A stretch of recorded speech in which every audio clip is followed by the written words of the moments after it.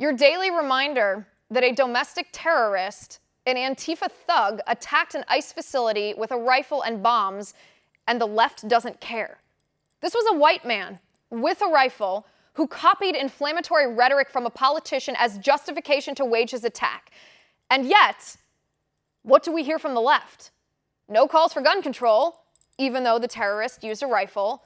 No blame pointed at AOC's inflammatory rhetoric inciting the attack, even though she called the border detention centers concentration camps, and the terrorist used her words in his manifesto. No scapegoating race or gender, even though the attacker was an old white man. Nothing from the left. Even though every other time something happens with guns or white men or inflammatory speech, the left trips over themselves trying to ban guns and speech and white men. Not this time. Here's why. Because the left thinks violence is justified if that violence is aimed at conservatives. The left believes that speech from conservatives equals violence, but violence from the left aimed at conservatives, that's just speech.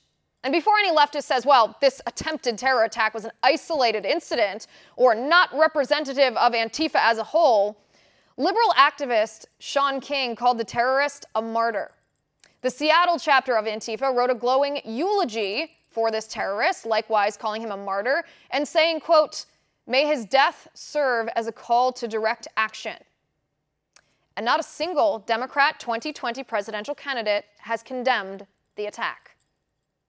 And that's my final point.